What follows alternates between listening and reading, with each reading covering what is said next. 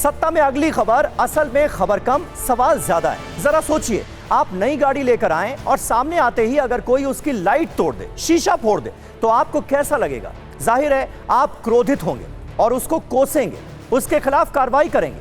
अपनी चीज के प्रति यह भावना हर व्यक्ति में होती है, लेकिन देश की सार्वजनिक संपत्ति या नई ट्रेन को लेकर बहुत से लोगों में यह भावना नहीं होती और उन्हें उसे नुकसान पहुंचाने और पत्थर फेंकने में एक कुंठा से भरी हुई संतुष्टि मिलती है।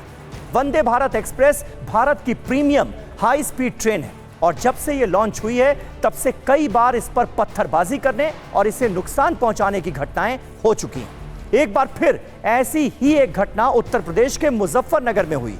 दिल्ली से देहरादून जा रही वंदे भारत एक्सप्रेस पर कल रात पत्थर फेंके गए। पथराव वंदे भारत एक्सप्रेस के E1 कोच पर हुआ। ट्रेन के शीशों पर खरोच के निशान आए। अच्छी बात यह रही कि किसी यात्री को नुकसान नहीं हुआ। अब तक यह पता नहीं चल पाया है कि वंदे भारत एक्सप्रेस पर पत्थर फेंकने वाले लोग कौन थे। कभी आपके मन में यह सवाल उठा है कि आखिर ये कौन से लोग हैं, ये कहां से आते हैं, जिन्हें देश की सार्वजनिक संपत्तियों को नुकसान पहुंचाकर मजा आता है? आखिर इस ट्रेन ने किसी का क्या बिगाड़ा है? दिक्कत किससे है, ट्रेन से या देश के बढ़ते इंफ्रास्ट्रक्चर और देश की तरक्की से? इसी महीने 5 और वंदे भारत एक्सप्रेस ट्रेन शुरू होने वाली। सरकार का टारगेट है कि 15 अगस्त तक देश में 75 वंदे भारत शुरू हो जाएं।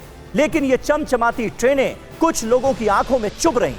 वो इस पर अंधाधुंध पत्थर चला रहे हैं। एक और हम ये शिकायत करते हैं कि हमारे देश में मॉडर्न सुविधा वाली ट्रेन नहीं और जो हैं उन पर पत्थर फेंकते हैं। ऐसे लोगों की मानसिकता के बारे में आज बहुत गहराई से सोचने की जरूरत है। वैसे ये पहली बार नहीं है कि वंदे भारत पर इस तरह से पत्थरबाजी हुई। 2019 के ट्रायल से लेकर अब तक बार बार वंदे भारत पर हमले हुए हैं और लोग हैं कि मानते नहीं। सरकारी संपत्ति और खास तौर पर रेलवे की संपत्ति को तरह तरह से नुकसान पहुंचाया जाता है।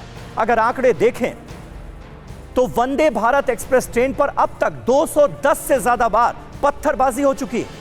2019 में जब पहली वंदे भारत चली थी तो पत्थरबाजी के 28 मामले दर्ज हुए थे।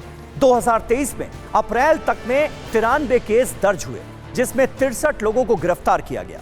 कुल मिलाकर देखें तो अब तक 106 से ज्यादा लोगों को गिरफ्तार किया जा चुका है। जो फ्लैगशिप ट्रेन है, जो अपने पूरे विश्व में अपना डंका बजा रही है, सब जगह इसकी चर्चा हो रही है। उस पे देश में ही कुछ खुराफाती तत्व जो हैं वो उस पे स्टोन पेल्टिंग कर रहे हैं।